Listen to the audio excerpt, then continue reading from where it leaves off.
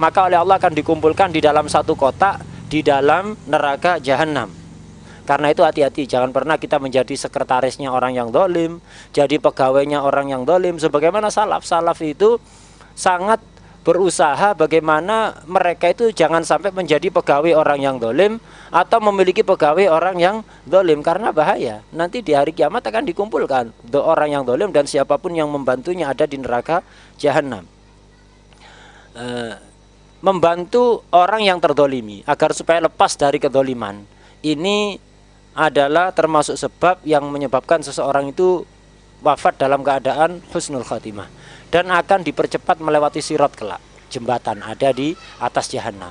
Sebaliknya, membantu orang yang berbuat dolim, ini akan menjadi sebab orang itu mati dalam keadaan su'ul khatimah waliyadzubillah, dan akan membuat dia terpleset nanti ada di sirat, di jembatan yang ada di atas neraka jahanam. Dalam hadis Nabi pernah bersabda, unsur akhaka dzaliman aw madluman, bantulah saudaramu baik dalam keadaan dolim, baik dia dolim atau terdolimi. Nah, ini maksudnya bagaimana? Kalau membantu orang yang terdolimi jelas, artinya kita selamatkan dia dari perbuatan dolim. Yang dimaksud membantu orang yang dolim adalah bagaimana caranya kita menyadarkan dia agar supaya tidak lagi berbuat dolim.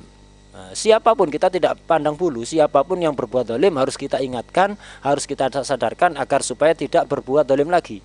Jangan pandang bulu, kalau kita berharap manfaat dari seseorang, walaupun orang itu dolim, kita diem saja, tidak komentar, takut amplopnya tidak nyampe kepada kita.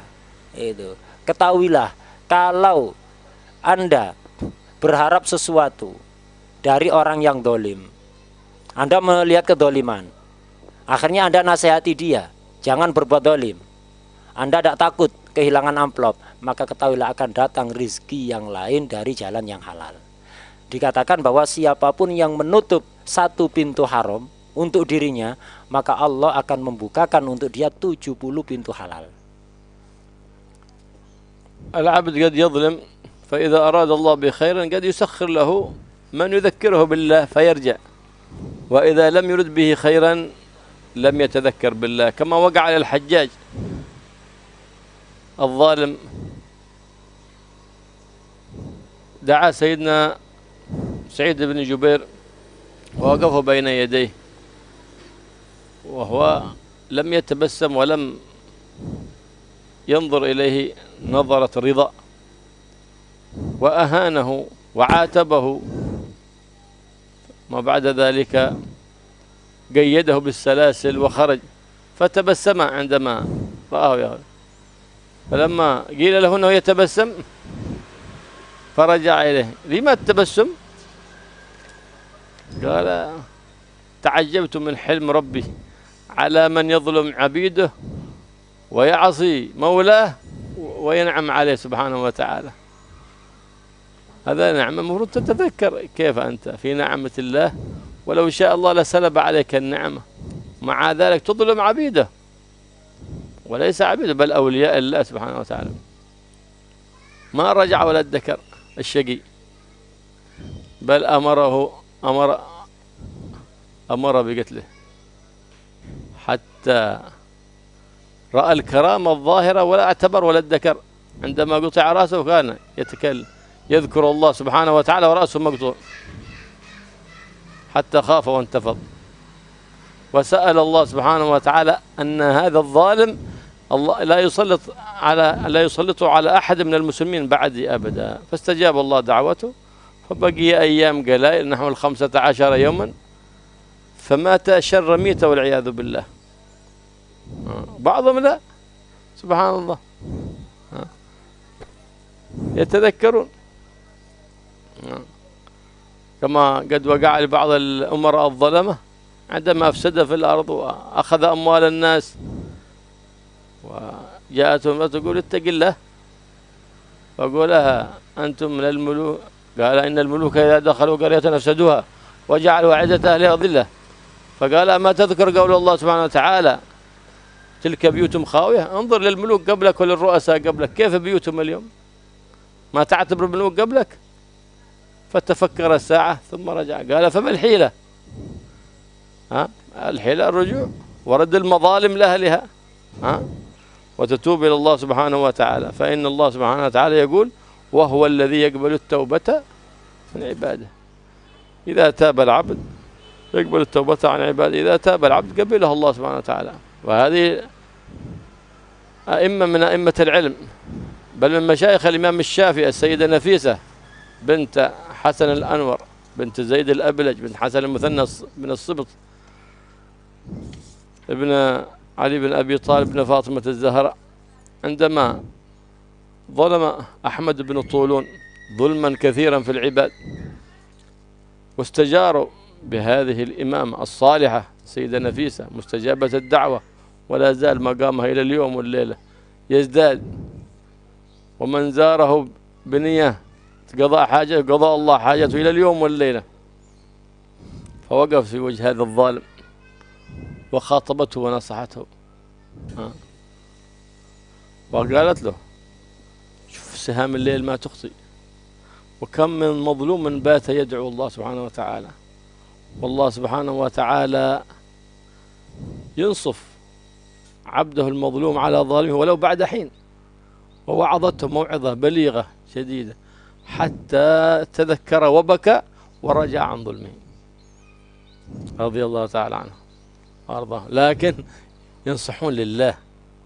بعض العلماء جاء ينصح بعض الملوك الظلمة فحلم عنه وأخذ كلامه، ثم أراد أن يعرف هل هذا عالم من الصادقين ولا من المباهين. بعد ما يروح يخرج عند الملك يقول: أنا كرمت على الملك كذا كذا كذا، يعني بغاصيط عند الناس.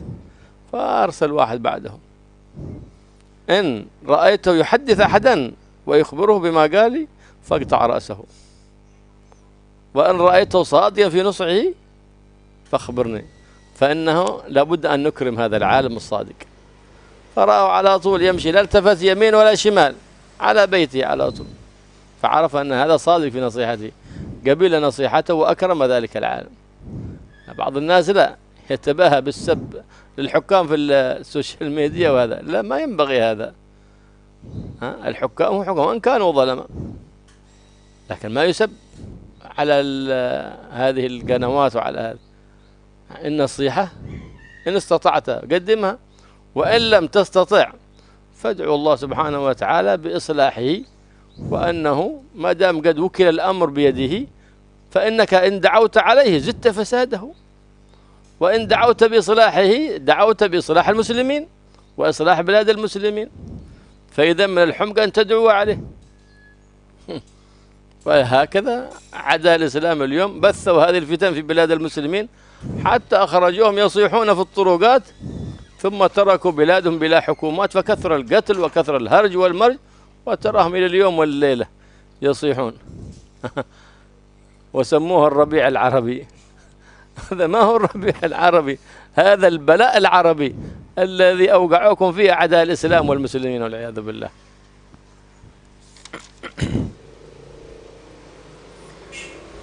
Masih seputar tentang larangan kezaliman. Seseorang itu kadang-kadang berbuat zalim, tapi orang yang berbuat zalim ini ada kalanya dibenci oleh Allah, ada kalanya masih dicintai oleh Allah. Kalau orang itu dicintai oleh Allah, Allah akan memberikan peringatan pada dia, dikasih penyakit, atau ada orang yang menyadarkan dia. Ini berarti hamba yang masih dicintai oleh Allah, akhirnya dia bertobat. Nah, ada lagi orang yang zalim dan dia dibenci oleh Allah. Tandanya adalah dia berbuat zalim tapi tidak ada sesuatu yang membuat dia sadar. Jadi dibiarkan bergelimang harta, bahagia di dunia, tidak ada yang nasihati, atau ada yang nasihati tapi tidak dihiraukan. Ini berarti tanda kalau hamba ini sangat dibenci oleh Allah Subhanahu wa taala. Sebagaimana Hajjaj bin Yusuf, seorang penguasa yang pada waktu itu banyak sekali membunuh rakyatnya, bahkan membunuh orang-orang saleh, para aulia. Di antaranya adalah Sayyidina Abdullah bin Zubair. Dia setelah membunuh sekian banyak orang, kemudian beliau juga ingin membunuh Sayyidina Abdullah bin Zubair. Akhirnya dipanggil. Setelah dipanggil di hadapannya, Sayyidina Abdullah bin Zubair sama sekali tidak tertawa dan tidak tersenyum. Dia hanya diam. Terjadi dialog panjang antara keduanya. Kemudian setelah Sayyidina Abdullah bin Zubair ini mau dibunuh, malah tertawa. malah tersenyum. Hajjaj heran, kenapa kamu senyum? Dari tadi tidak senyum, tidak tertawa, sekarang mau aku bunuh malah tersenyum. Sayyidina Abdullah bin Zubair mengatakan, iya, aku heran. Aku heran atas sifat hilimnya Allah kepadamu. Engkau dolim luar biasa kayak gini, tapi tetap dibiarkan seneng-seneng ada di dunia. Akhirnya tambah jengkel si Hajjaj. Akhirnya diperintahkan untuk segera dibunuh. Akhirnya beliau pun dibunuh. Dan subhanallah, ketika dibunuh, kepalanya Sayyidina Abdullah bin Zubair ini sudah terpotong dari lehernya, sudah putus, berzikir kepada Allah. Berzikir kepada Allah. Muncul karomah yang sangat luar biasa. Dan beliau berdoa, Sayyidina Abdullah bin Zubair ini sebelum dipenggal, agar supaya Hajjaj ini jangan diberi kesempatan lagi dolim setelah dia berbuat dolim kepadaku. Jangan lagi diberi kesempatan, berdoa pada Allah, mohon agar tidak diberi lagi kesempatan untuk dolim kepada satu orang pun setelah dolim kepada dirinya, yaitu Sayyidina Abdullah bin Zubair. Akhirnya benar, setelah Sayyidina Abdullah bin Zubair ini meninggal, tidak lama 15 hari kemudian Hajjaj ini mati dalam keadaan yang sangat mengenaskan, dalam kondisi yang sangat buruk. Ini contoh orang yang dimurkai oleh Allah. Jadi berbuat dolim tapi tidak sadar-sadar juga sampai mati. Ini contoh orang yang sangat dibenci oleh Allah. Sebagian lagi tidak. Ada penguasa yang lain yang dia juga berbuat dolim, tapi Allah masih sayang kepada dia. Akhirnya dikirim orang untuk mengingatkan dia, menyadarkan dia, dan akhirnya sadar. Itu seperti contoh Ahmad bin Tulun. Ini juga salah seorang penguasa, dulu pernah berbuat dolim. Ini di zaman Sayyidah Nafisah, salah satu dzurriyyah Rasulullah SAW, salah satu gurunya Imam Syafi'i. Ahmad bin Tulun ini ketika berkuasa dulu dolim. Akhirnya banyak orang mengadukan kedoliman Ahmad bin Tulun ini kepada Sayyidah Nafisah. Akhirnya Sayyidah Nafisah menasihati, ditulis di kertas itu. Jadi ketika datang Ahmad bin Tulun melewati sebuah jalan, dihadang oleh Sayyidah Nafisah, dinasihati dengan nasihat yang sangat luar biasa, yang intinya adalah mengajak dia untuk bertobat, jangan lagi berbuat dolim kepada rakyatnya. Dan subhanallah, Ahmad bin Tulun ini akhirnya bertobat karena apa? Dinasihati oleh Sayyidah Nafisah. Nah, ini contoh orang dolim yang masih dicintai oleh Allah, diberi kesempatan untuk bertobat, dan memang yang nasihati ikhlas lillahi ta'ala. Jadi beliau Sayyidah Nafisah ini nasihati karena Allah subhanahu wa ta'ala. Sayyidah Nafisah ini orang luar biasa. Ketika masih hidup ataupun setelah meninggal, siapapun yang ziarah ke makamnya, sampai sekarang makamnya sangat luar biasa, banyak diziarahi orang, ada di Mesir sana. Siapapun yang ziarah ke makam beliau dengan niat dikabulkan hajat-hajatnya, langsung akan dikabulkan oleh Allah Subhanahu wa taala sampai hari ini. Orang kayak gini yang dinasehati, orang yang dolim masih dicintai oleh Allah, dan yang nasihati orang yang ikhlas lillahi ta'ala, nasihati karena Allah, akhirnya ya hasilnya baik. Orang yang dolim, pejabat yang dolim berhenti dari kedolimannya. Jangan kita kemudian nasihati orang yang dolim kepingin viral, sebagaimana yang dilakukan oleh sebagian orang. Sebagian orang nasihati pejabat-pejabat yang dolim, tapi tujuannya ingin menampakkan seolah-olah dia paling jago, berani, tidak takut siapapun. Atau caci maki pejabat yang dolim ada di media sosial. Ini tujuannya kepingin viral. Ini tidak akan ngefek apapun. Pejabatnya bakal terus dolim, tidak akan ngefek apapun nasihatnya. Itu. Dan hati-hati kalau ada orang dolim, itu jangan didoakan jelek. Doakan agar supaya Allah menyadarkan dia. Doakan baik. Doakan baik maksudnya doakan agar supaya Allah memperbaiki dia, menjadikan dia orang yang baik, terutama pejabat. Lah kalau kita doakan jelek ya tambah jahat. Itu udah pejabat dolim, didoakan jelek ya tambah dolim. Salah kita sendiri, kita keliru dalam doa. Harusnya didoakan baik agar supaya segera sadar. Termasuk kebodohan adalah mendoakan jelek kepada pejabat yang dolim. Nah, tambah dolim, didoakan jelek, tambah jelek. Doa kita yang diterima oleh Allah Subhanahu wa taala. Dan juga termasuk tindakan bodoh adalah apa yang dilakukan oleh sebagian kelompok umat Islam yang mereka berusaha menjatuhkan pemerintahan, akhirnya terjadi kekacauan yang tidak ada ujungnya, sebagaimana di banyak negara-negara Timur Tengah. Bagaimana banyak di negara Timur Tengah terjadi revolusi, upaya-upaya penggulingan pemerintah karena dianggap dolim, akhirnya sampai sekarang tidak ada pemerintahannya. Akhirnya kekacauan, tidak ada yang mengontrol, tidak ada yang mengendalikan. Kalau dulu masih mending, sekarang tambah parah. Nah, ini adalah apa? Revolusi, tindakan menggulingkan pemerintahan. Ini bukan ajaran Islam, ini adalah ajaran dari Barat yang kemudian diikuti oleh sebagian kelompok umat Islam. Ya ibadi kullukum dhal, ay la ya'rif tariq al-iman, wa la ya'rif tariq al-dhikr, wa la ya'rif tariq al-ibadah li illa man hadaytuhu, illa man qadhaftu fi qalbihi al-hidayah wal ma'rifah wal iman fastahduni ahdikum, utlubu min al-hidayah. والله سبحانه وتعالى أعلم بحاجة العبد، لكن يحب من عبده التذلل والافتقار والانكسار، لأنه ربما لو اهتدى من غير تذلل وانكسار لقال هذا على علم أوتيته. كما قد اغتر الناس كثير بالأموال الظاهرة.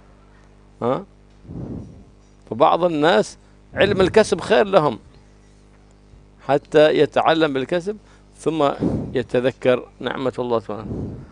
وبعضهم يأتيه الوهب، وبعضهم إذا جاء الوهب دون الكسب ربما اغتر به.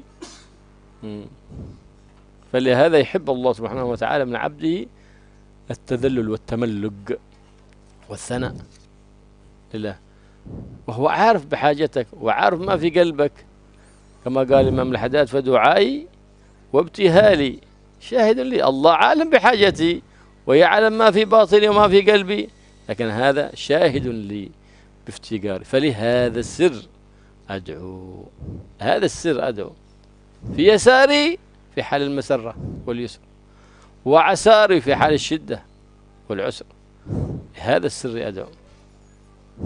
أنا عبد صار فخري ضمن فقري لربي واضطراري وحاجتي لمولاي، فتسكن نفسي به، فليس لي مقصود سواه، ولا تسكن نفسي إلا برضاه سبحانه وتعالى، وهذا المقصود. استهدوني، وهذه الحكمة في طلب الهداية.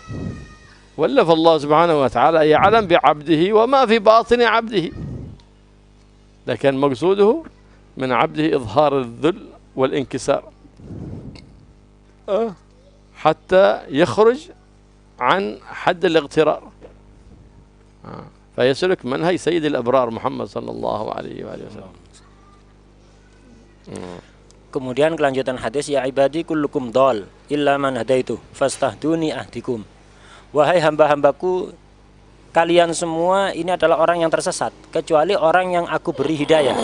Karena itu mintalah hidayah selalu kepadaku, mintalah petunjuk selalu kepadaku, niscaya aku akan memberikan hidayah kepada kalian. Maksudnya sesat, setiap kalian sesat artinya setiap hamba Allah tidak tahu bagaimana caranya iman, bagaimana caranya ibadah dengan benar, bagaimana caranya zikir dengan benar kepada Allah Subhanahu wa taala. Tidak ada yang tahu. Karena itu mintalah petunjuk kepada Allah agar supaya Allah memberikan petunjuk. Kita kepingin petunjuk itu harus berdoa. Kalau kita menginginkan sesuatu dari Allah harus berdoa. Walaupun Allah Maha tahu apa yang kita butuhkan, apa yang ada dalam pikiran kita, Allah Maha tahu. Tapi Allah itu senang kalau melihat hambanya itu berdoa, memohon dengan penuh rendah diri di hadapannya, bersimpuh. Itu Allah sangat senang melihat hamba yang seperti itu. Dan ini ada hikmahnya. Orang yang memohon dengan penuh hajat, dengan penuh rendah hati, bersimpuh di hadapan Allah, memohon kepada Allah dengan sungguh-sungguh kemudian dikasih, akhirnya ini aman dari ghurur. Dia akhirnya, oh iya ini dari Allah, saya minta kepada Allah dan ini Allah yang ngasih. Tapi kalau dia tidak doa, tidak apa, semuanya dikasih oleh Allah Subhanahu wa taala, bisa jadi orang itu akhirnya ghurur, tertipu. Akhirnya merasa bahwa ini karena kesolehan saya, ini karena ilmu yang saya miliki, akhirnya saya dipermudah segalanya begini. Lah itu. Jadi tertipu. Karena itu hendaknya kita ini ketika punya hajat kepada Allah berdoa, bersimpuh dengan sungguh-sungguh kepada Allah Subhanahu wa taala. Sebagaimana dikatakan oleh Habib Abdullah Al-Haddad, fa du'ai wabtihali syahidun li biftikari. Allah Maha tahu hajat yang ada dalam hati kita, Allah tahu. Tapi tetap berdoa. Untuk apa kata Habib Al-Haddad? Doaku, nangisku, permohonanku, bersimpuhku kepada Allah Subhanahu wa taala adalah sebagai bukti kalau aku adalah hamba yang sangat butuh kepada rahmat Allah. Karena itulah falihada sirri ad'u fi yasari wa asari. Karena inilah aku berdoa pada Allah. Ingin menunjukkan kelemahanku, ingin menunjukkan kebutuhanku yang mutlak kepadanya, baik dalam kondisi senang maupun susah, dalam kondisi mudah maupun sulit. Ana abdun sora fakhri dimna fakri wa tirari. Aku adalah hamba yang kebanggaanku itu terdapat pada kebutuhanku dan kepepetku, ketergantunganku kepada Allah Subhanahu wa taala. نعم.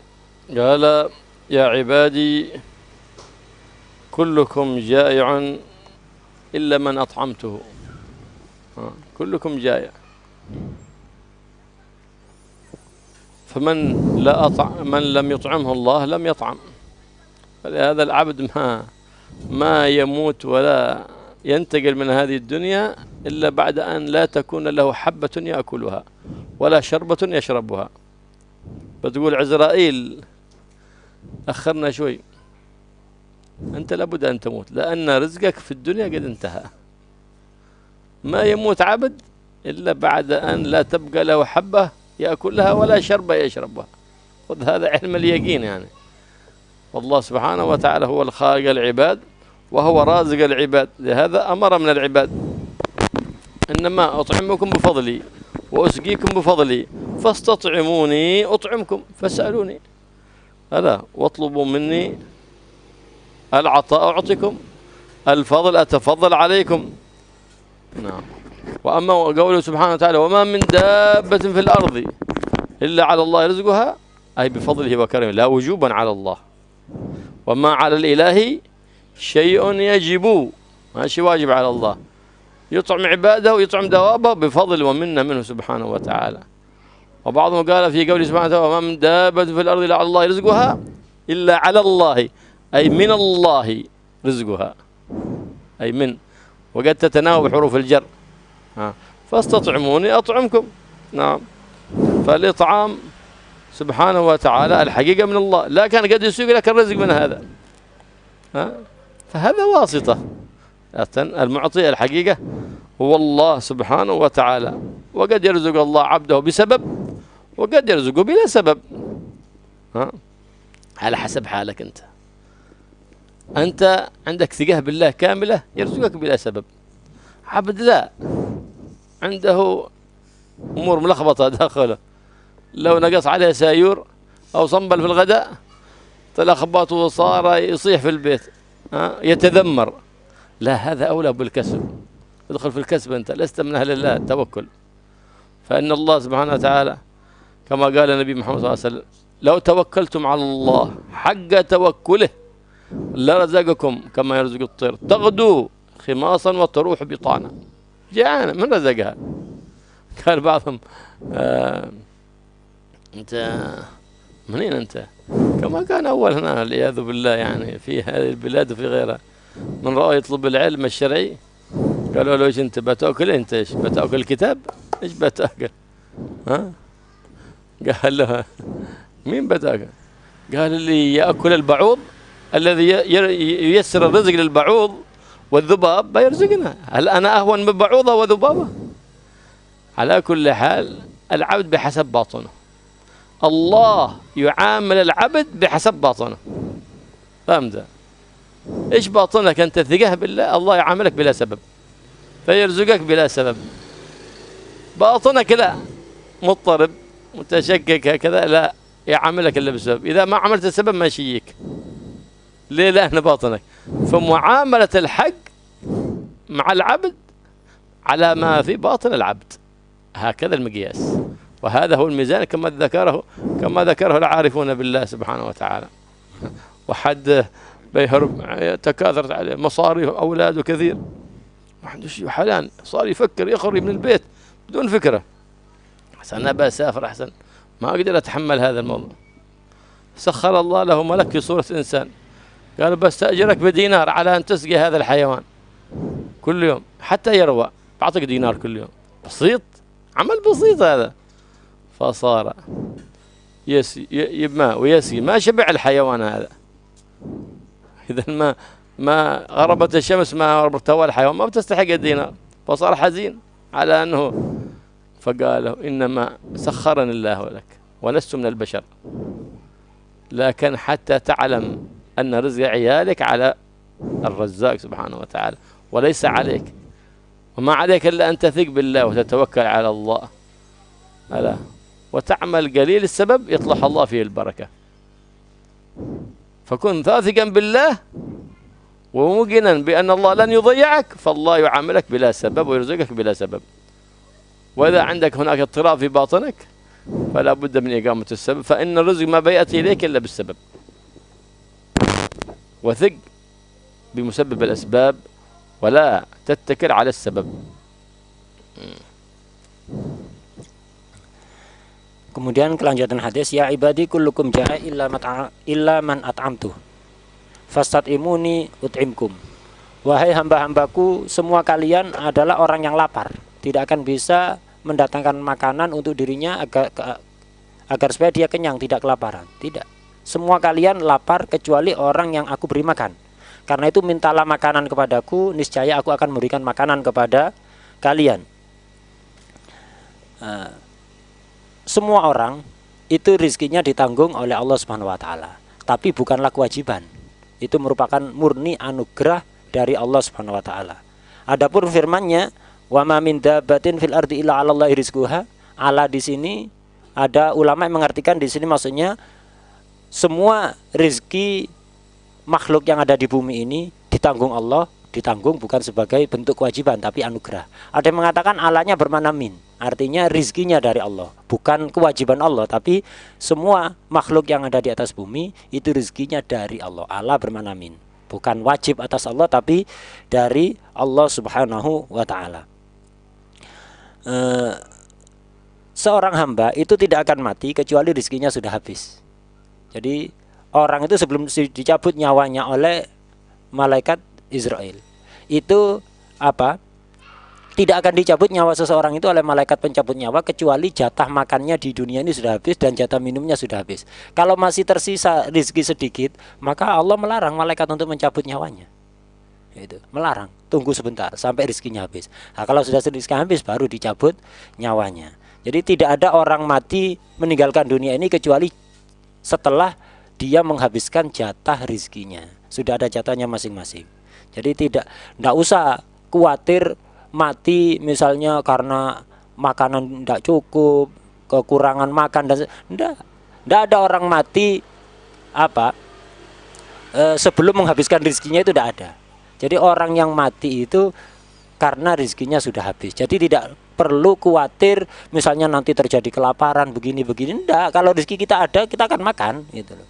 Kita mati kalau memang jatah rizki kita sudah habis, tidak perlu kekurangan bahan makanan, walaupun bahan makanan yang ada di sekitar kita numpuk, tapi kalau sudah waktunya mati itu bukan rizki kita. Jadi kita tidak akan mati kecuali jatah rizki kita sudah habis. Kemudian rizki, dan sebagaimana tadi di ayat itu, semua rizki makhluk itu dari Allah Subhanahu wa taala. Loh, bagaimana kadang-kadang kita itu rizki dapat dari orang lain, itu hanya perantara saja.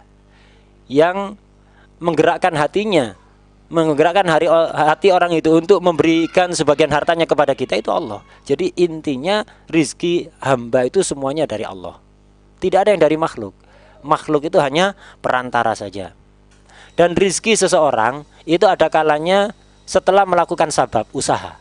Ada orang yang mendapatkan rizki tanpa usaha, tanpa sabab. Bagaimana ini? Tergantung kondisi hati kita. Jadi Allah memperlakukan hamba itu tergantung kondisi hatinya, kondisi batinnya. Kalau orang itu percayanya kepada Allah maksimal, imannya kepada Allah maksimal, bahwa Allah yang akan memberi rizki kepadaku, aku melakukan usaha atau tidak, aku diam pun, itu Allah akan mendatangkan rizkiku kepadaku. Kalau itu orang itu memang betul-betul imannya seperti itu, maksimal 100% seperti itu, dia tidak perlu usaha, sudah rizkinya bakal datang. Karena imannya yakin. Tapi kalau orang belum bisa mencapai makom itu, imannya belum terlalu kuat. Itu. Kalau makan sarapan misalnya, sayurnya ada yang kurang, ngomel-ngomel. Kurang kerupuk, ngomel-ngomel. Itu. Atau ada misalnya ketika kita membutuhkan uang untuk beli keperluan, kok seret ini, kok di hati kita mengalami gejolak, sumpek. berarti belum iman yang sempurna. Maka ini belum makome untuk diem nunggu rezeki datang dari langit, belum saatnya. Itu orang kayak gini harus usaha, harus kerja. Nggak usah apa macem-macem dia saya tawakal penuh kepada Allah, nggak perlu usaha, belum saatnya. Ini apa bagi orang-orang yang sudah mencapai makom imannya sempurna. Jadi ketika apa dia lapar misalnya, kepingin makan tidak ada makanan, dia ya sudah berarti belum saatnya Allah ngasih rizki. Iman total kepada Allah, tidak ada protes baik dohir maupun batin. Nah kalau seperti itu baru boleh kita itu tidak usah kerja, nunggu rizki datang dari langit. Tapi kalau belum seperti itu, tidak datang rizki sumpek, ya udah kerja saja, jangan sok-sokan. Itu ini yang dimaksud dalam hadis lau tawakkaltum haqqa tawakkulihi la razaqakum kattair. Seandainya kalian tawakal 100%, betul-betul tawakal kepada Allah, pasrah kepada Allah, Allah akan mendatangkan rizki kalian seperti Allah mendatangkan rizki kepada burung. Pagi hari lapar, sore hari sudah kenyang. Nah, kalau hamba itu tawakalnya seperti itu total, maka tidak perlu ngapa-ngapain dia, rizki akan datang sendiri. Itu. Tapi sekali lagi bagi orang yang tawakalnya sudah sudah maksimal. Kalau belum silahkan bekerja, itu jangan sok-sokan. Kemudian tadi juga dikatakan bahwa rizki semua makhluk itu dari Allah. Tidak ada rizki makhluk dari makhluk, tidak ada. Rizki makhluk itu dari Allah. Makhluk itu ketika mendatangkan rizki secara zahir kepada kita itu hanyalah wasito. Orang tua mencari nafkah untuk anak, sebenarnya bukan orang tua yang ngasih rizki anak, Allah. Cuman dilewatkan orang tua begitu saja. Rizki anak yang dilewatkan oleh orang tua. Pernah suatu ketika ada orang itu punya anak banyak, keluarga yang harus ditanggung itu banyak. Dia sumpek, ini ekonomi kok seret. Akhirnya dia keluar, mau bekerja keras. Ini sumpek ini, mau cari rizki. Tapi dia mengandalkan usahanya. Jadi dia merasa kalau dia yang ngasih nafkah anaknya, kalau dia yang ngasih nafkah keluarganya. Jadi bukan merasa hanya sebagai jalan penyampai rizki Allah pada anaknya, tapi dia merasa dia yang ngasih nafkah anaknya, yang menghidupi anaknya. Ini salah. Yang benar adalah yang menghidupi anak-anak kita Allah, yang menafkahi anak-anak kita Allah, yang mencukupi anak-anak kita Allah. Adapun rizki itu, nafkah itu lewat jalan kita hanya jalan. Bukan kita yang memberi mereka, Allah yang ngasih. Jatah anak kita bukan jatah kita. Kita hanya jalan saja. Itu ibarat pipa penghubung air itu aja. Bukan pipanya yang ngasih air, tapi dari sumber yang awal. Begitu juga kita ngasih nafkah anak kita, itu kita jalan saja, jalan penghubung saja. Akhirnya dia ini merasa kalau dia yang mencukupi anaknya. Akhirnya dia kerja keras. Kemudian di tengah jalan ada malaikat yang menjelma sebagai manusia. Dia bilang kepada orang tua tadi itu, kamu mau kerja ya? Iya, ini kamu kerja kepadaku saja, ini ngasih minum hewanku ini. Aku punya 1 ekor hewan. Ini kerja kamu cuman ngasih minum sampai seger, sampai puas hewan ini. Tak kasih bayaran besar 1 dinar. 1 dinar lumayan besar ini, besar. Jadi tak bayar 1 dinar. Tugas kamu hanya ngasih minum hewan ini sampai seger, sampai puas. Oh gampang, siap itu. Akhirnya dia nimba air untuk ngasih minum hewan ini. Dari pagi sampai sore kasih minum ndak puas-puas. Tetap haus saja hewannya ini. Tetap haus. Nah, akhirnya dia, ya apa nih, saya ndak berhak bayaran. Ini tugasnya ngasih minum bukan hanya 1 timba, tapi sampai ndak haus lagi hewan ini, haus ndak dapat bayaran. Akhirnya malaikat tadi kemudian bilang, aku ini malaikat yang diutus oleh Allah, ingin menyadarkan kamu bahwa yang ngasih itu Allah, yang mengenyangkan itu Allah, bukan makanan. Yang menyegarkan itu Allah, bukan air. Yang ngasih rizki kepada anak-anak kita Allah, bukan kita. Itu. Jadi tugas kamu, kata malaikat ini, adalah berusaha, tapi jangan kita kemudian berpijak pada agama. Jadi pada usaha itu. Jadi kita merasa usaha kita yang mendatangkan rizki. Tidak, Allah yang ngasih. Kita usaha karena ngikuti perintah Allah. Kalau kita seperti itu, kita berusaha tapi tidak mengandalkan usaha kita, tapi kita yakin penuh bahwa semuanya dari Allah, kalau begitu akan datang barokah, walaupun usaha sedikit tapi barokah. المراقبة فاستطعمون يطعمكم ليس هو طعام الشبح، كذلك طعام الروح، طعام العلم، طعام المعرفة، هذا من طعام الروح. فاستطعموني أي اطلبوا مني. أن أنور قلوبكم بالهداية. فليس الأرزاق التي أول ما تخطر الإنسان أرزاق حسية، لا، هناك أرزاق معنوية هي أعظم وأعظم: السعادة، المحبة، العقيدة الحسنة التي أكرمك الله بها ولم تشتغل بعقيدة أهل الضلال، المعرفة بحبيب الله محمد صلى الله عليه وسلم التي تسوقك إلى المعرفة بالله سبحانه وتعالى. هذه أعظم الأرزاق. أما الأرزاق الحسية إلا قليلة فيها في جنبها. ذكر سيدي أحمد بن إدريس في كتابه أن رجلا كان عابدا يعبد الله في مسجد، فرأى إمام المسجد قال: من أين تأكل؟ لم يرد عليه. تعبد الله. كرر عليه السؤال 3 مرات: أنت تعبد الله، من يصرف عليك؟ من ينفق عليك؟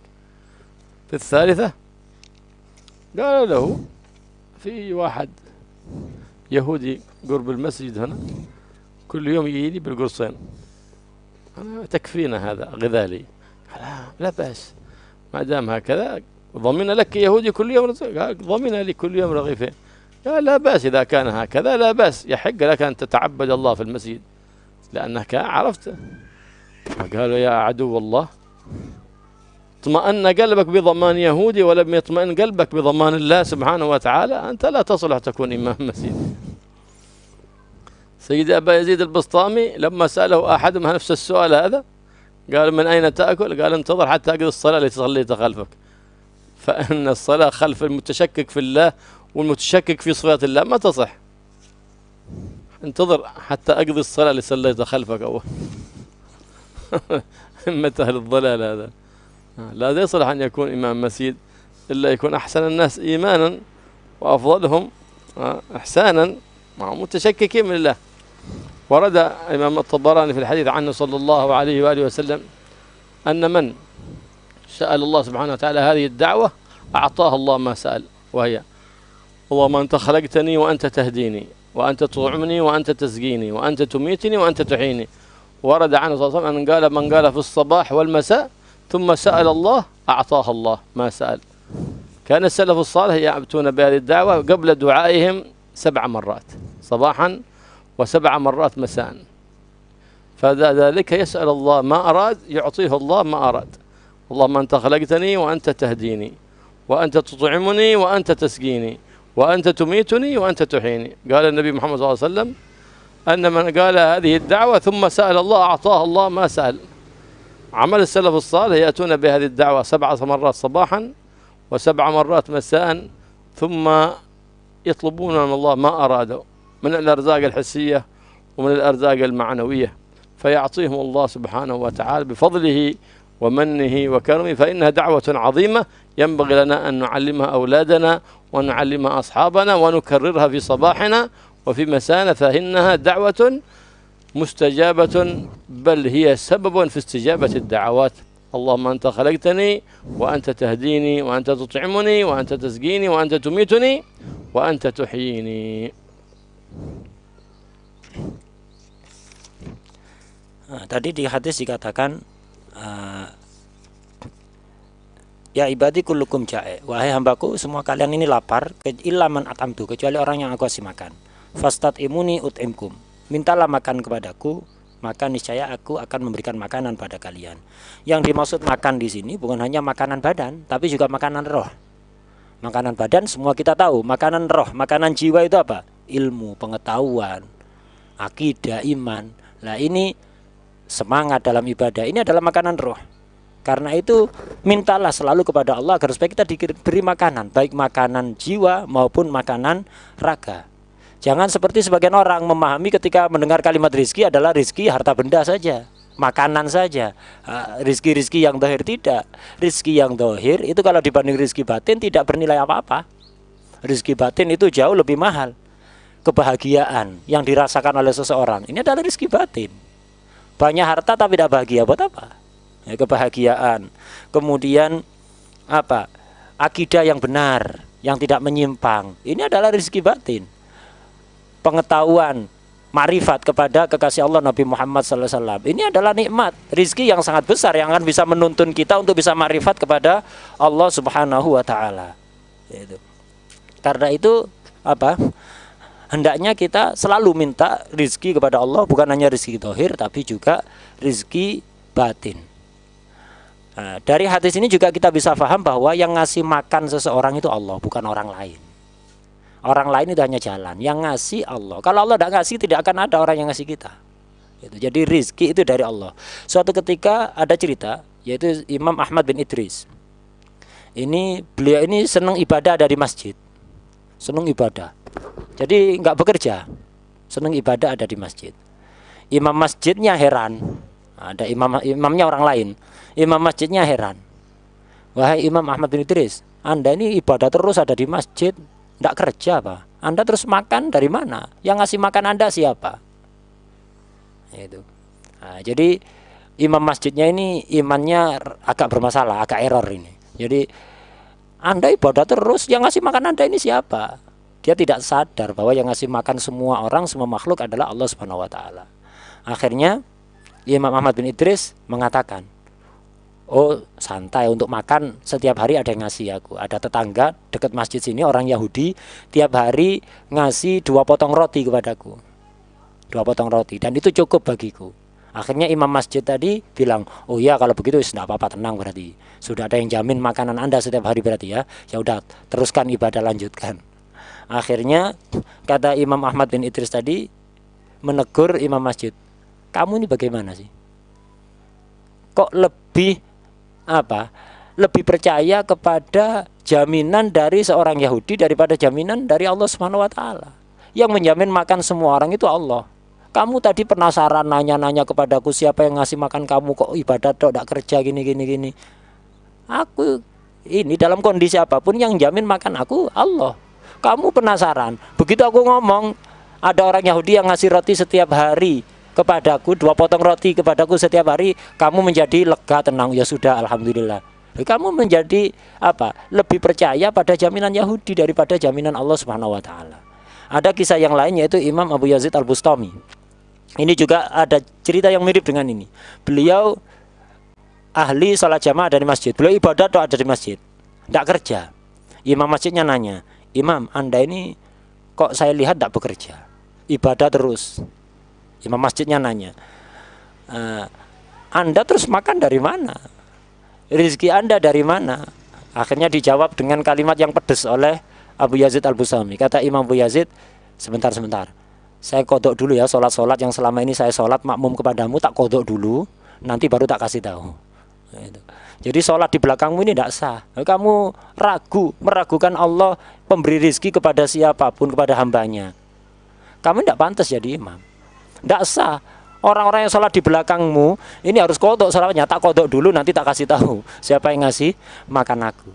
Nah, ini. Jadi seperti itu. Kenapa? Meragukan rizki berarti meragukan sang pemberi rizki.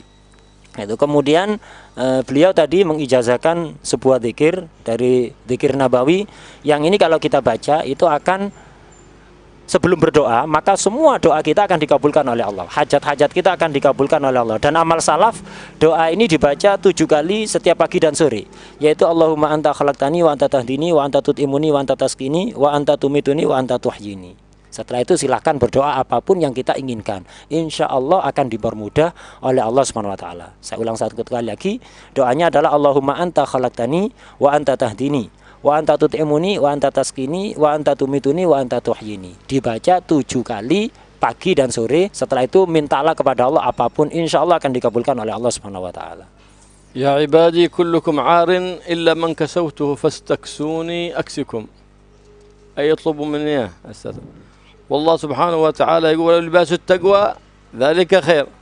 كذلك هنا الكساء الظاهر وهو اللباس ما يستر هذا الشبح، واللباس الباطن حقيقة هو لباس التقوى. إذا أكرمك بالتقوى فقد أكرمك بأعظم لباس. أكرمك بالتقوى أكرمك بأعظم عمامة وأعظم جبة وأعظم لحية. أكرمك بالتقوى. وإن سلب منك التقوى فلا تفيدك جبة ولا عمامة ولا لحية. اللباس إذن لباس ظاهر وهو لباس ما يستر الشبه، ولباس فاستكسوني أكسكم أي اطلبوا مني ذلك أعطيكم بفضلي ومني. نعم. فيسأل الإنسان من المولى سبحانه وتعالى ويسعى كما يسعى في ستر نفسه، والسؤال الستر لنفسه، يسعى في ستر غيره. كما تكسو نفسك أنت تحب نفسك، كذلك إذا عندك فاضل من المال اكسو غيرك. إذا عندك نصيحة تقدر أن تنصح هذا تخرجه من طريق العصيان إلى طريق التقوى فافعلها، فإن ذلك من الكسوة، فقد كسوت أحسن كساء عندما نصحته من المعصية وخريته وجعلته إلى طريق الطاعة. هذا ألبست أحسن لباس أنت، هذا لباس معنوي. وإذا استطعت أن تلبس إخوانك المسلمين لباسا، فمن قد ورد في الحديث أن من كسى مسلما من عري كساه الله من خضر الجنة، أي من حلال الجنة. ومن أطعم مسلما على جوع أطعمه الله من ثمار الجنة، ومن سقى مسلما على ظماء سقاه الله من الرحيق المختوم في الجنة. كل هذا بفضل الله سبحانه وتعالى ومنك. كما تحب لنفسك تحب لذلك لغيرك. إن استطعت أن تبذل ذلك لغيرك فافعل حتى تحوز الفضل والأجر من Allah Subhanahu wa ta'ala. Kemudian lanjutan hadis, ya ibadi kullukum arin illa man kasautuh fastaksuni uksikum. Wahai hamba-hambaku, kalian semua ini adalah orang-orang yang tidak memiliki pakaian. Karena itu kecuali orang-orang yang aku beri pakaian. Karena itu mintalah pakaian kepadaku, niscaya aku akan memberikan pakaian kepada kalian. Sama dengan makanan, pakaian di sini ada pakaian dohir, ada pakaian batin. Pakaian dohir yang menutup badan kita ini. Ada pakaian batin, yaitu takwa yang ada di dalam hati. Orang kalau sudah takwa, maka takwa ini akan menghiasi dirinya. Walaupun pakaiannya dia biasa-biasa saja, tapi itu justru lebih indah ketika orang itu memiliki pakaian dalam, yaitu pakaian batin, yaitu takwa. Sebaliknya, kalau orang itu tidak takwa, walaupun dia pakai jubah, pakai imamah, jenggotnya panjang, percuma, tidak akan bisa menghiasi dirinya. Karena itu lebih fokuslah kita untuk menghiasi batin kita dengan menutupi batin kita dengan pakaian ketakwaan. Di samping kita juga perhatian pada pakaian dohir, tapi lebih perhatianlah kepada pakaian batin. Begitu juga sebagaimana kita perhatian untuk memberikan pakaian untuk diri kita sendiri, perhatian pada pakaian kita, perhatianlah juga kepada pakaian orang lain. Ada orang tidak punya pakaian, kasih kalau kita punya kelebihan.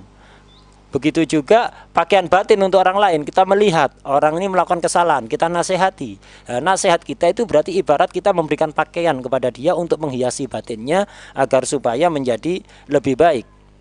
Dalam salah satu hadis dikatakan kurang lebih artinya siapa yang memberi pakaian pada orang yang muslim yang tidak memiliki pakaian, maka akan dibalas pakaian yang ada di surga nanti oleh Allah. Siapa yang memberi makanan orang muslim yang lapar, maka dibalas buah-buahan surga nanti oleh Allah SWT. Dan siapapun yang memberikan minuman orang muslim yang kehausan di dunia, maka akan dibalas minuman yang sangat istimewa kelak oleh Allah ada di surga. Ya ibadi, innakum tukhti'una bil-laili wan-nahar wa ana aghfiru adh-dhunuba jami'a. Taf'aluna al-khati'ah wa taf'aluna as-sayyi'ah fi al-lail wa fi an-nahar وأنا أغفر الذنوب جميعا أسترها عليكم في هذه الدنيا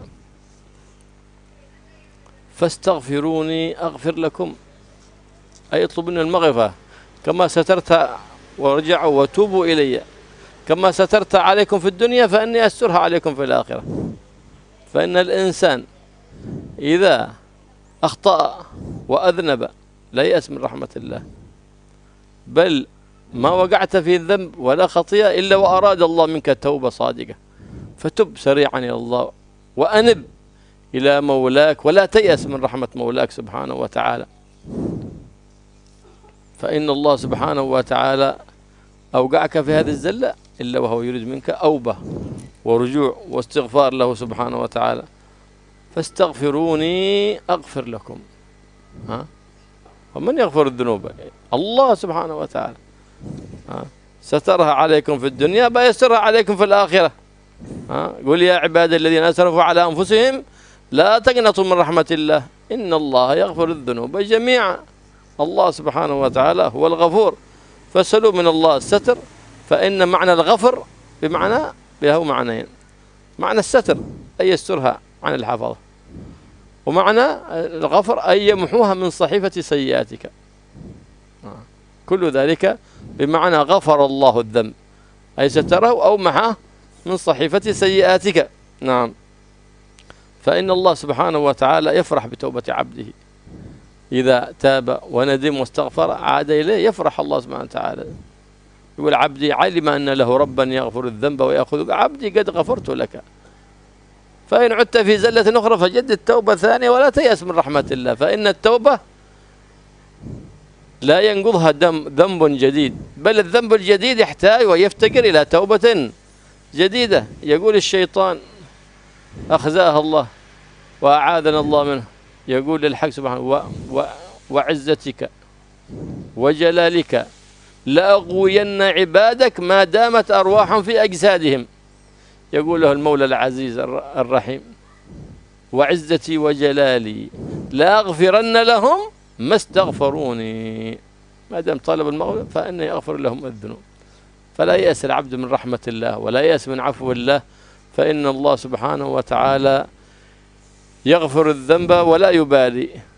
نعم. فما على العبد إلا الرجوع إلى الله والتوبة والإنابة إلى الله، فيغفر الله له الذنب، فإن أحسن في المستقبل غفر الله له ما مضى وغفر الله له ما أتى.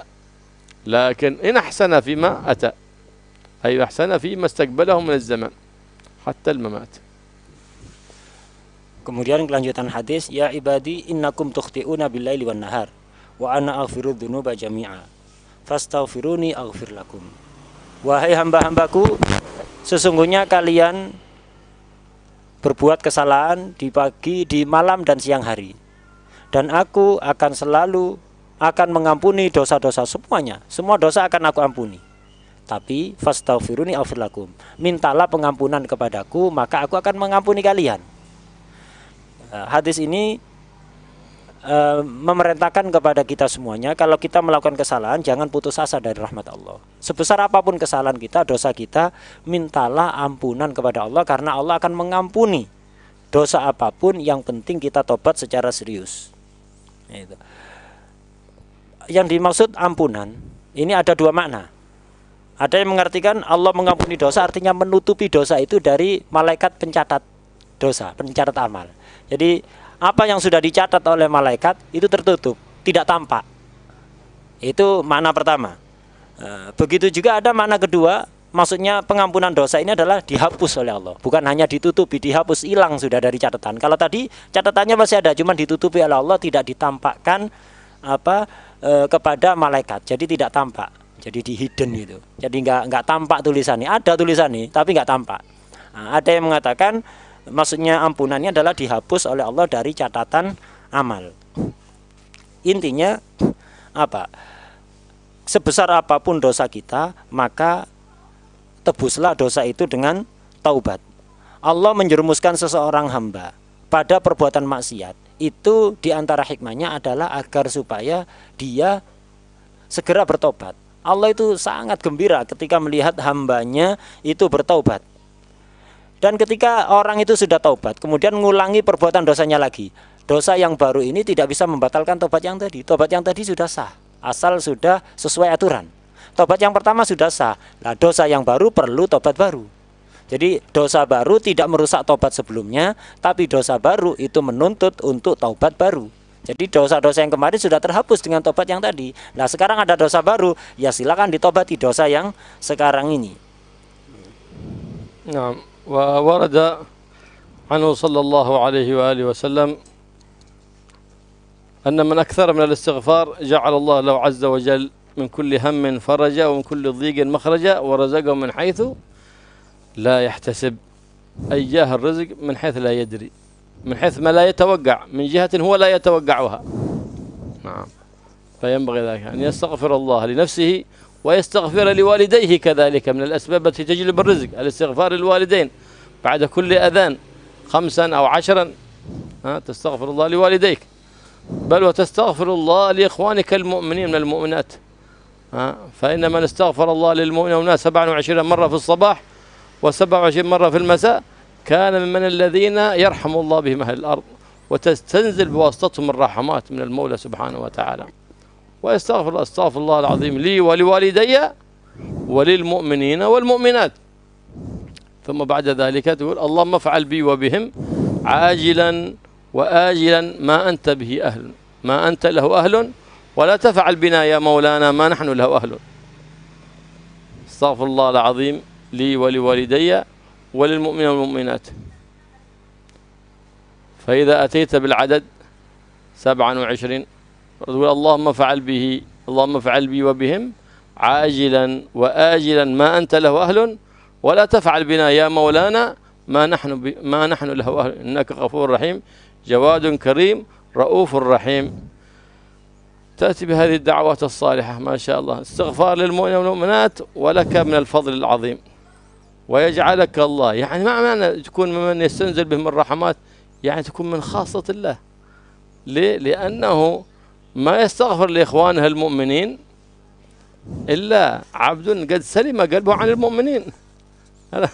أما العبد اللي ما في قلبه سليم يقول اللهم اغفر لي ولوالدي بس، لا تغفر لأحد ثاني، كما قال ذاك سمعه النبي صلى الله عليه وسلم يقول اللهم اغفر لي ولمحمد ولا تشرك معنا أحدا.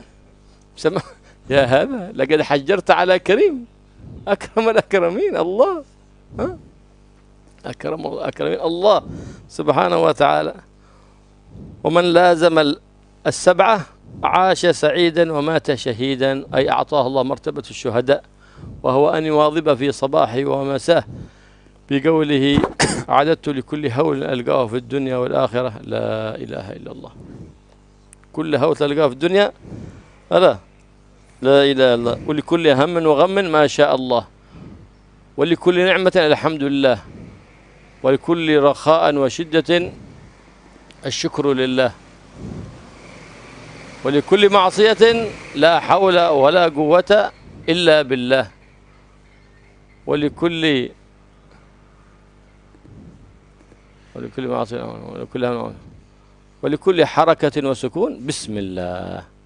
نعم، ولكل حركة وسكون عدد كل هول ألقاه في الدنيا والآخرة لا إله إلا الله، ولكل هم وغن ما شاء الله، ولكل نعمة الحمد لله، ولكل رخاء وشدة شكر له، ولكل عجوبة وكل عجوبة سبحان الله، ولكل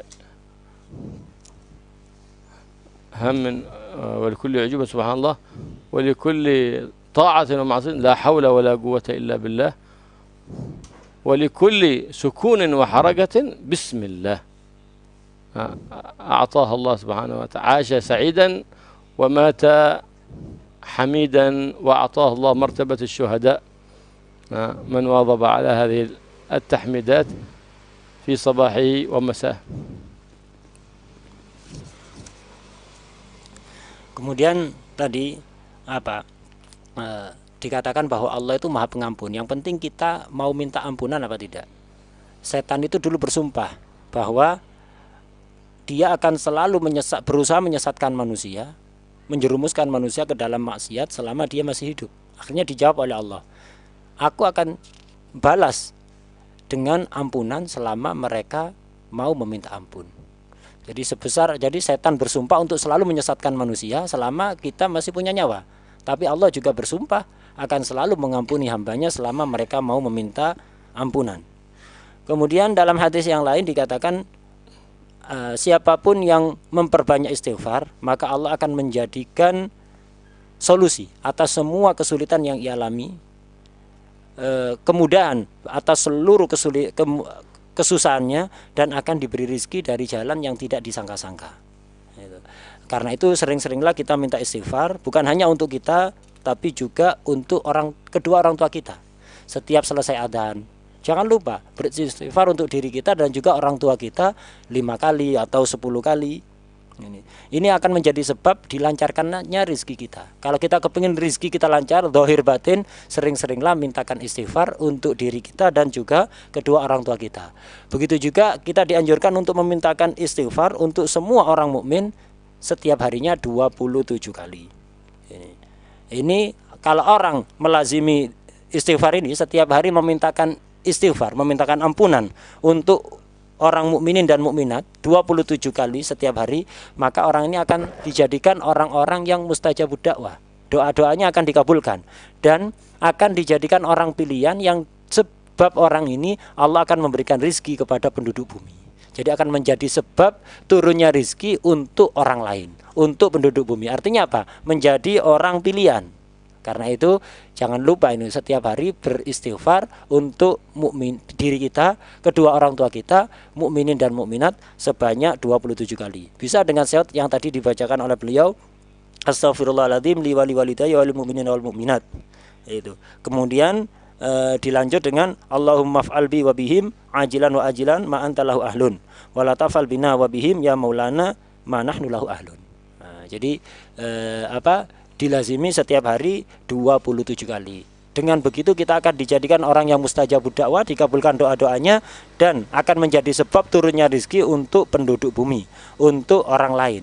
Jangan menjadi orang pelit. Kadang sebagian orang ini untuk doa saja pelit. Jadi dia doa hanya ya Allah ampuni aku dan kedua orang tuaku saja, bukan orang lain, tidak perlu orang lain. Engkau ampuni aku dan kedua orang tuaku saja. Jangan, sebagaimana juga dulu di zaman Rasulullah SAW ada orang yang berhati keras, dia berdoa kepada Allah, Allahumma gfir li wali Muhammad. Ya Allah, ampunilah aku dan Nabi Muhammad dan jangan ampuni orang-orang lain. Itu Nabi mendengar doa orang ini. Akhirnya kata Nabi, hajar ta'ala karim, kamu mempersempit ampunan yang datangnya dari orang yang maha dermawan, dari zat yang maha dermawan. Kenapa kamu batas-batasi sesuatu yang luas? Gitu. Jadi jangan pelit untuk berdoa untuk diri kita, kedua orang tua kita dan seluruh orang-orang mukminin dan mukminat. Kemudian dikatakan bahwa siapa yang melazimi 7 perkara, maka dia akan hidup bahagia dan mati dalam keadaan syahid. Setiap mau memulai sesuatu membaca bismillah. Kalau sudah selesai, yang pertama. Yang kedua, kalau selesai melakukan sesuatu membaca alhamdulillah. Melihat sesuatu yang tidak menyenangkan, baca la haula wala quwata illa billah. Kemudian ketika melihat sesuatu yang agung, membaca la ilaha illallah. Ketika terkena musibah, yang kelima ini membaca innalillahi wa inna ilaihi rajiun. Ketika mau melakukan sesuatu, ketika berdosa membaca astaghfirullah, dan ketika mau melakukan sesuatu membaca insyaallah. Siapa yang melazimi 7 hal ini, maka dia akan hidup bahagia dan mati dalam keadaan syahid. Ya ibadi innakum lam tablughu dhurri fatadurruni. Ma yastati' ahad an yadhurra Allah subhanahu wa ta'ala. Wa lan tablughu naf'i fatanfa'uni. ولا يستطيع أن ينفع الله أحد. الله هو النافع هو الضار. لا يستطيع أحد أن يسوق إليه نفعا ولا أن يجري له ضرا عليه ضرا. وهو النافع وهو الضار سبحانه وتعالى. وكل شيء يفتقر إليه وهو لا يفتقر إلى شيء. يا عبادي لو أن أولكم وآخركم كلكم أولكم من الأحياء الموجودين من الأولين والآخرين الذين وجدوا والذين سيوجدون وإنسكم وجنكم كلهم من الأولين والآخرين كانوا على أتقى قلب رجل واحد. كانوا على أتقى، يعني من أتقى رجل، أتقى الأتقياء هو محمد. يعني لو كان كلكم على قلب حبيبي محمد صلى الله عليه وآله وسلم سيد المتقين وسيد الخاشعين وأحب المحبوبين عند رب العالمين، على قلبي على أتقى قلبي رجل واحد منكم ما زاد ذلك في ملك شيء، ما يزيد في ملك ربي شيء. أي أنه لا تنفع طاعة المطيعين ولا تضر معصية العاصين. يا عبادي لو أن أولكم وآخركم وإنسكم وجنكم كانوا على أفجر قلب رجل واحد. هنا ما في منكم، هنا ما في منكم الرجل، ما يكون. أسأل الله لا يكون أحد منا ولا معنا من هؤلاء الفجار. على أفجر قلبي رجل واحد، وليس في الرواية منكم. من أفجر الناس وأبغض الناس لرب الناس هو الوسواس الخناس الشيطان الرجيم. كلكم لو كنتم مثل إبليس الرجيم كلكم خالفتم أمر الله وسعيتم في إيذاء عباد الله وصرفهم عن طاعة الله كلهم قال ما نقص ذلك في ملكي شيء. فملك الله سبحانه وتعالى لا يزيد بطاعة المطيعين ولا ينقص بمعصية العاصين. فالطاعة تنفعك وتنفع أهلك في حياتك وفي بعد مماتك، والمعصية تضرك وتضر أهلك في حياتك وبعد مماتك. نسأل الله سبحانه وتعالى العافية والسلام.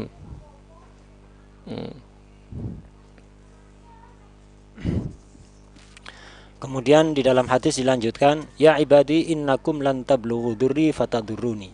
Wahai hamba-hambaku, kalian tidak akan bisa mendatangkan madarat kepadaku. Yang bisa mendatangkan madarat hanya Allah. Makhluk tidak ada yang bisa mendatangkan madarat, apalagi mendatangkan madarat kepada Allah. Walan tablughu naf'i fatanfa'uni. Dan juga kalian tidak akan bisa mendatangkan manfaat kepadaku. Sang pemberi manfaat itu Allah.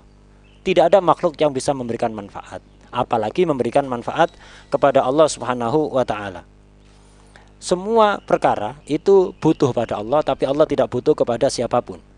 Ya ibadi law an awwalakum wa akhirakum wa insakum wa jinnakum kanu ala atqa qalbi rajulin wahid minkum mazada dzalika fi mulki syai'a.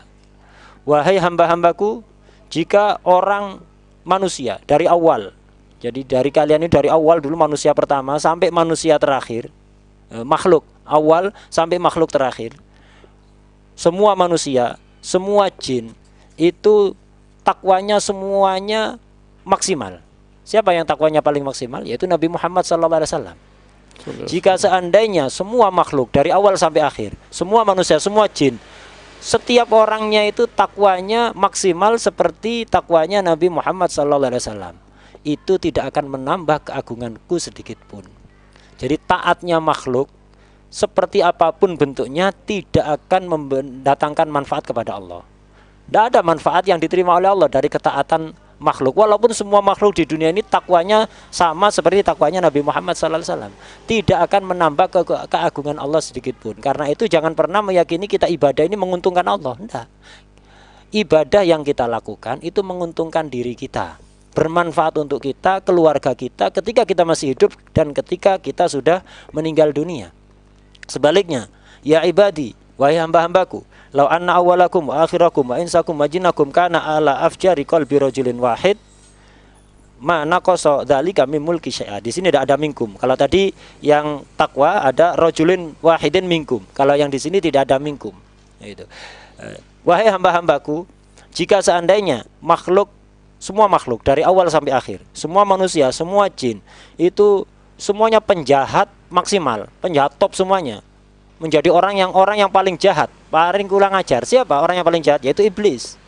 Seandainya seluruh makhluk itu jahatnya seperti iblis, maksiatnya seperti iblis, rusaknya seperti iblis, semua orang seperti itu tidak akan mengurangi keagunganku sedikit pun. Artinya apa? Maksiat sebesar apapun tidak akan madarat kepada Allah. Justru maksiat itu madarat kepada pelakunya dan keluarganya, baik ketika masih hidup atau sudah meninggal.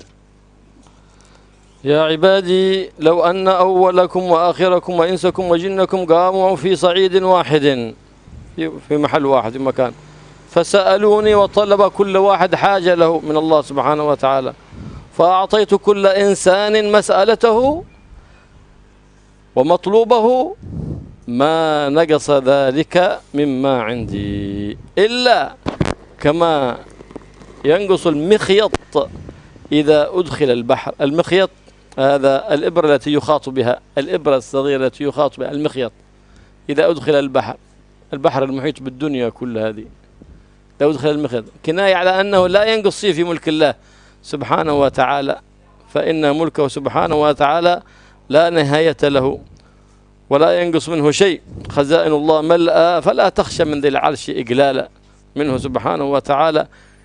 نعم، بل قد يزيد بالإنفاق كما قال سيدنا علي كرم الله وجهه: العلم خير من المال، العلم يحرسك وأنت تحرس المال.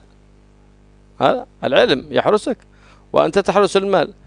المال تنقص النفقة، كل ما أنفقت ينقص المال، لكن العلم يزكو بالإنفاق. كلما تعلمت علم وعلمته لغيرك يزداد علمك، كما قيل لسيدنا أبو حنيفة النعمان: بماذا حزت هذه العلوم؟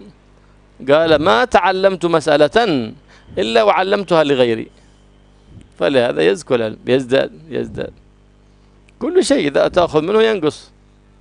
نعم، العلم لا، تأخذ منه يزداد العلم. Kemudian kelanjutan hadis, ya ibadi, wahai hamba-hambaku, law anna awwalakum wa akhirakum wa insakum wa jinnakum qamu fi sa'idin wahid fasa'aluni fa'ataitu kulla insanin mas'alatahu ma naqasa dzalika mimma indi illa kama yanqusul mikhyat idza udkhilal bahr. Jika seandainya semua makhluk dari awal sampai akhir, semua manusia, semua jin kumpul di satu tempat dan mereka meminta seluruh hajatnya kepadaku, kemudian setiap orang yang minta itu aku kasih semua hajat-hajatnya, itu tidak akan mengurangi apa yang aku miliki. Apa yang aku miliki kecuali sebagaimana ketika ada jarum jahit yang kecil itu dimasukkan ke laut. Nah, jadi apa? Ini gambaran dari Allah. Jadi apa yang dimiliki oleh Allah itu sangat luas. Gambarannya ibarat lautan yang tidak bertepi. Itu ketika diambil, ada jarum dimasukkan ke laut, kemudian diangkat. Air yang nempel ke jarum itu tentu sangat sepele sekali. Jadi air laut bisa kita katakan tidak berkurang sedikit pun. Kurangnya kecuali hanya basa yang nempel ada di jarum. Nah, begitulah kekuasaan Allah, milik Allah.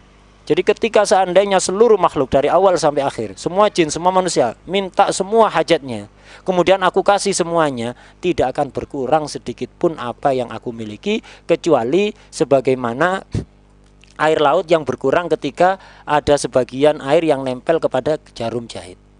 Tidak berkurang sedikit pun. Beda kalau manusia yang memberikan infak kepada orang lain, akan berkurang. Ketika kita berikan kepada orang lain tentu akan berkurang, tapi kalau Allah memberi sesuatu tidak berkurang. Nah, cuman walaupun untuk kita kadang-kadang ada sesuatu itu kalau diinfakkan tambah bertambah, yaitu ilmu. Ilmu itu semakin diinfakkan, artinya diajarkan kepada orang lain, tidak malah berkurang, tambah bertambah. Karena itu Imam Abu Hanifah pernah ditanya, Imam, bagaimana Anda kok bisa memiliki ilmu yang begitu luas? Rahasianya, kata Imam Hanifah, setiap aku faham satu masalah, langsung aku ajarkan pada orang lain, sehingga ilmuku menjadi terus berkembang. Beda dengan harta. Kalau harta kita infakkan berkurang. Karena itu ini perbandingan bahwa ilmu itu lebih mulia daripada harta. Karena kalau harta diinfakkan berkurang, tapi kalau ilmu diinfakkan malah bertambah. Ya ibadi innama hiya a'malukum uhsiha lakum thumma uwaffikum iyyaha. Hadi a'malukum la tudlamun. Ala فمن يعمل قال ذرة خيرا يره ومن يعمل قال ذرة شرا يره. نعم. فمن وجد خيرا فليحمد الله سبحانه وتعالى. احمد الله، أنت الله وفقك لفعل الخير وفعل الطاعة، فلا تغتر بطاعتك ولا بعلمك ولا بالخير الذي عملته، بل احمد الله أن وفقك للطاعة ولم يخذلك بالمعصية. احمد الله على ذلك، ولا تغتر ولا تسيء الظن بالله سبحانه وتعالى، بل قول الحمد لله وفقني للطاعة، الحمد لله البارح وفقني للقيام الصلاة، الحمد لله وفقني ربي لتلاوة القرآن، الحمد لله وفقني ربي لطلب العلم. فإنه إبليس الرجيم ما حمد الله قط، ولو حمد الله ولو مرة واحدة وذكر نعمة الله عليه لما مكر به، وإنما مكر به لأنه لم يحمد رب العالمين ولم يشهد النعمة من المنعم سبحانه وتعالى، فلم يشكر الله. فالشكر قيد الموجود وصيد المفقود من النعم. إذا أردت أن تزداد فاشكر الله سبحانه وتعالى إن وجدت خير، ومن وجد غير ذلك فلا يلومن إلا نفسه.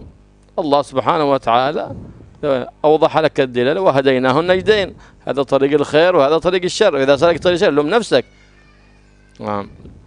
ولا تلوم إلا نفسك. أما هذا المؤمن، هذا المؤمن إذا كان الإيمان ثابت وراسخ في قلبه، إذا عمل سيئة فإن الله يصفيه في هذه الحياة الدنيا بمصايب، ببلايا، بأمراض، حتى يخرج صافي من هذه الدنيا، فيعجل له خطيئاته لتكفر عنه سيئاته في حياة الدنيا. والمنافق والكافر والعياذ بالله وإن كان يوصل الرحم وإن كان يفعل الخير فإنها تقدم له هذه في حياته الدنيا،